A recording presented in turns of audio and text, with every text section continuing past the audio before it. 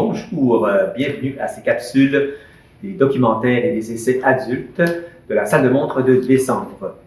Nous avons quelques beaux livres, bons et beaux livres à discuter avec vous.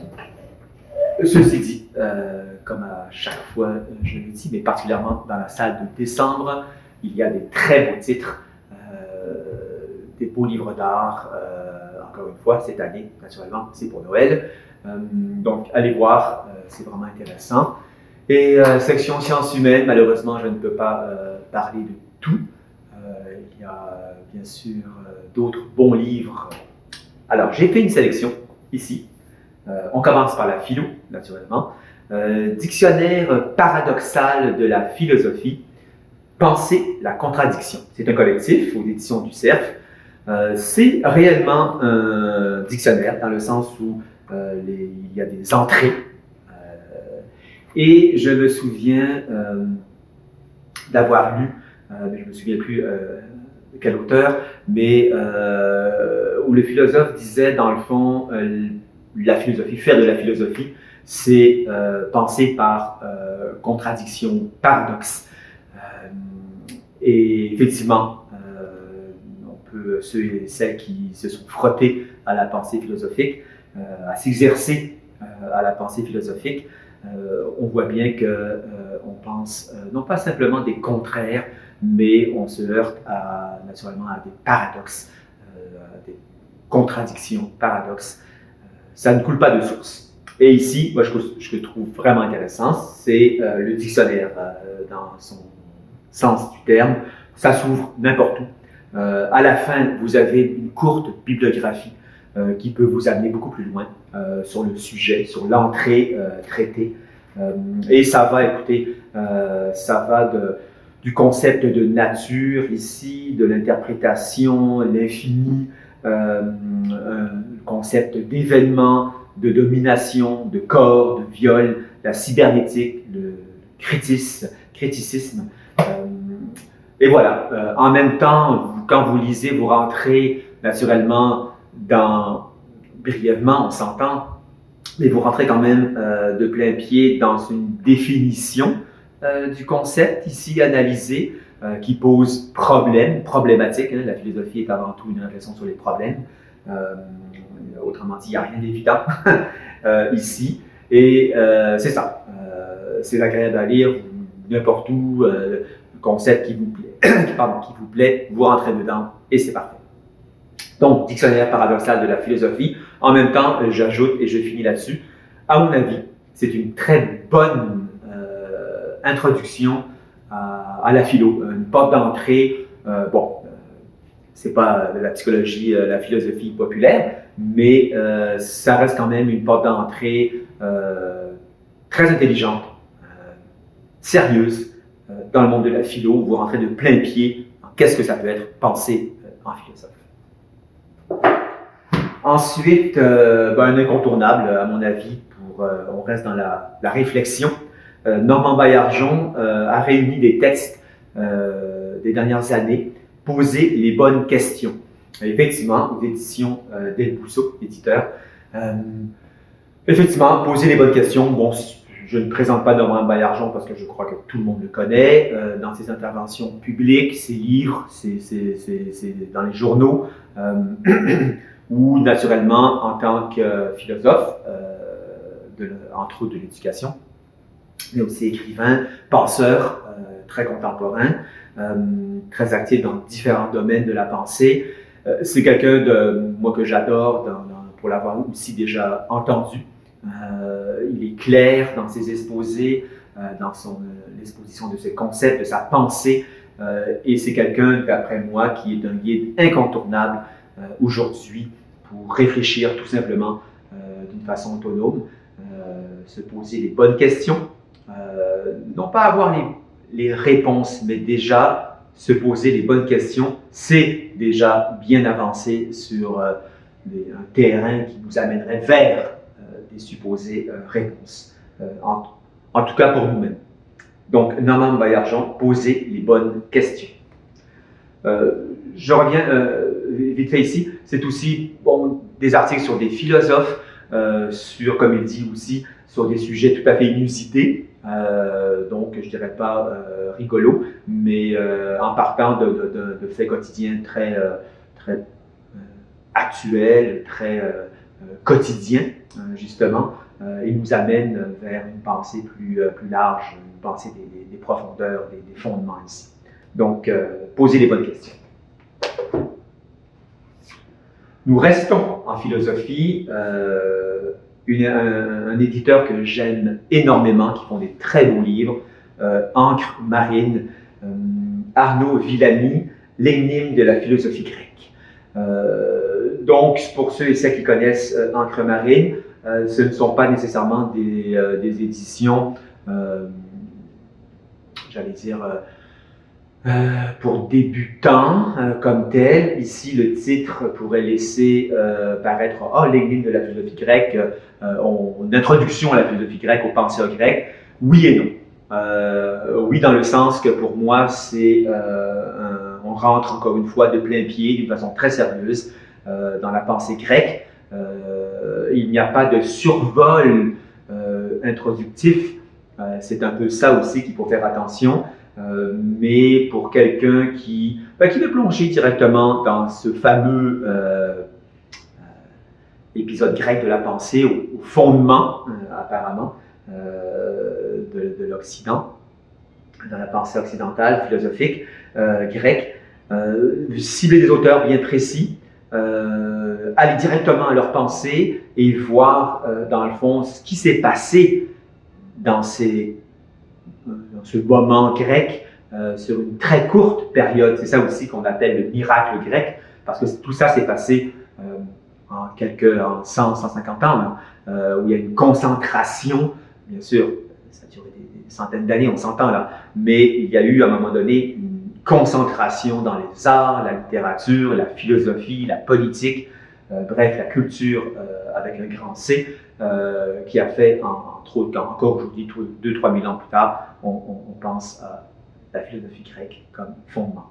Donc, l'énigme de la philosophie grecque, très bel ouvrage, très intéressant à lire, et je vous ferai remarquer que quand je disais que j'aimais beaucoup cette maison d'édition, ils sont particuliers parce que, et je trouve ça très agréable à lire, l'encre est un peu bleue, ici le papier d'une très belle qualité, et les notes ne sont pas placées comme à l'habitude en bas de page ou à la fin, mais plutôt elles ponctuent vis-à-vis du texte avec vraiment une architecture très particulière.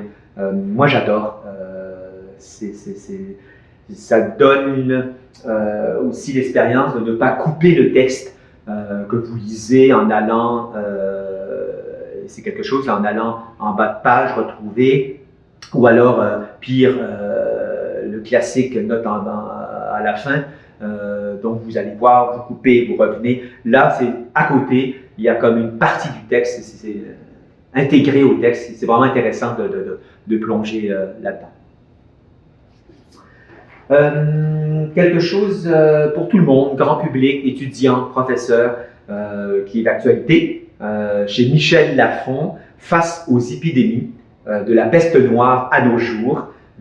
C'est un collectif de France, très très très bien fait, très bien illustré, beaucoup comme vous pouvez voir, d'iconographie de l'époque, et on remonte bien sûr jusqu'à nos jours, sur les épidémies, comment on a fait face, qu'est-ce que c'était, socialement, culturellement, médicalement également, comment on s'en est sorti de ça. Donc c'est vraiment un voyage à travers le temps, dans l'histoire, les épidémies au niveau mondial. Donc c'est niveau scolaire, pour des travaux de recherche, c'est vraiment génial. Et le grand public, puisqu'on est dedans depuis 2-3 ans, disons une épidémie, eh bien ça peut nous aider à comprendre, que ce n'est pas la première fois, et que l'homme a su lutter et s'en sortir ici. Voilà.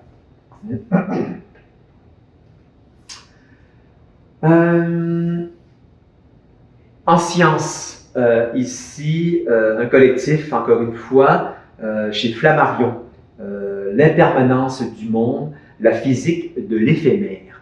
Alors, sur le coup, le titre m'a vraiment intrigué, parce que bon, on retrouve plus souvent ce titre-là, l'impermanence du monde, du côté de la philosophie ou de la religion, consonance bouddhiste, mais non, c'est vraiment ici en sciences, très bien illustré, beaucoup plus de textes par contre, et nous allons, et c'est vraiment fascinant, nous allons parcourir le monde entier des phénomènes naturels éphémères et les comprendre. Alors, ça peut aller, je vais vous regarder ça, aussi bien du vol des oiseaux ici, les nids de certaines grenouilles africaines, tout ce que la nature bâtit d'une façon éphémère, vous allez me dire tout, mais là, on se concentre sur des faits vraiment étonnants de la nature, du vivant, et d'expliquer aussi bien des phénomènes physiques. Il y a un chapitre ici sur les tsunamis, très bien expliqué. Voilà, sur la lumière. Donc c'est pour grand public, explorer dans le fond notre monde avec un regard scientifique sur l'impermanence, sur l'éphémère de certains phénomènes qui nous apparaissent, qu'on pourra vivre un jour, peut-être dans notre vie, qu'on a déjà vécu. C'est bien pour les étudiants, une lecture très simple, mais quand même, il y a beaucoup de matière intéressante pour des cours, d'une réflexion en classe, ici. Je vais continuer en sciences, puisqu'il m'en reste un ici. Vous me connaissez, hein, je suis tout ce qui a trait à l'astrophysique, à l'espace, au système solaire, à l'univers, j'adore. J'en manque pas, je ne critique pas tous les livres naturellement qui paraissent parce qu'à chaque mois, comme vous le savez, il y en a quand même pas mal. Ici, chez Larousse, un très beau livre pour tout le monde, étudiants, professeurs, grand public, La vie secrète de l'univers, Alice Thomas. Alors, comme le sous-titre le dit, pour tout savoir sur les constellations, des galaxies, notre système solaire, c'est naturellement très bien illustré, c'est un plaisir pour les yeux, mais c'est aussi un plaisir de lire, d'apprendre sur tous les phénomènes de l'espace. Vous me direz que, bon, pourquoi j'en parle d'un livre comme ça, parce que il y a beaucoup de livres sur l'espace, mais pas autant, aussi bien illustrés, peut-être, et contemporains également. On parle des dernières découvertes. On va jusqu'au dernier chapitre sur la découverte peut-être de planètes, d'exoplanètes, auxquelles on pourrait peut-être y vivre ou trouver une forme de vie. Donc c'est vraiment intéressant. C'est Noël, c'est la joie de lire, c'est la joie de parcourir un livre très beau et en même temps on s'instruit. La vie secrète de l'univers. C'est fini ici pour la science. Un petit détour rapide en littérature. Christian Bobin, vous savez sûrement qu'il est décédé il y a quelques jours, le 24 novembre je crois. Les différentes régions du ciel, ce sont des œuvres choisies chez Quarto Gallimard. En plus, j'adore cette maison d'édition, cette collection Quarto. Donc, des œuvres choisies qui brossent vraiment un portrait, j'allais dire, large de Christian Bobin, de son œuvre, de son écriture, de ce à quoi il s'est adonné, de la poésie à la prose. Et je ne sais pas si vous vous souvenez, mais lorsque Christian Bobin est apparu dans le paysage littéraire il y a déjà très longtemps, je me souviens, par des œuvres comme, je vais vous les nommer ici, La Lettre d'Or, La Part Manquante, Le Très Bas, des beaux petits livres. Chaque phrase, littéralement, est surprenante et d'une puissance évocative, spirituelle, je dirais, très, très forte, puissance d'écriture absolument fantastique. Christian Bobin. Donc, j'en parle, on réunit, c'est peut-être une très bonne porte d'entrée aussi Si vous ne l'avez pas lu, ou ah oui, Christian Bobin, pour moi, oui, ça va vous donner un très beau portrait. Voilà, qui pour moi est un incontournable ce mois-ci en littérature. Je reste en sciences humaines. Il y a quelques livres, vous allez voir, en sciences et en sciences humaines ce mois-ci, portant sur la théorie de l'évolution, le naturalisme. Vous recadrez dans ces sections-là. Ici, de Kevin Lalande, la symphonie inachevée de Darwin. Comment la culture a façonné l'esprit humain. Et citons la découverte. Donc déjà là, c'est une très bonne maison d'édition. Kevin Lalande est un des créateurs, promoteurs, si on veut, penseurs, le terme est le plus choisi, de ce qu'on appelle ici, je vais vous le retrouver,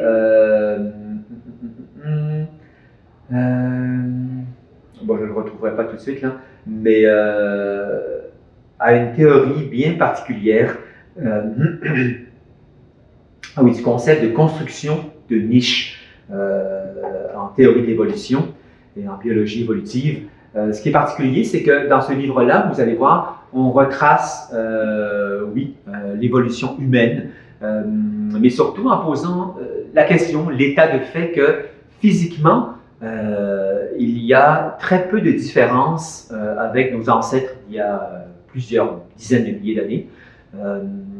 Mais au point de vue esprit, culture, avec un grand C, alors là, on est à des années-lumière. Et c'est là-dessus qu'il va réfléchir et qu'il va remonter le temps en prenant en compte le façonnement de des cultures, on s'entend, hein, mondiale, universelle.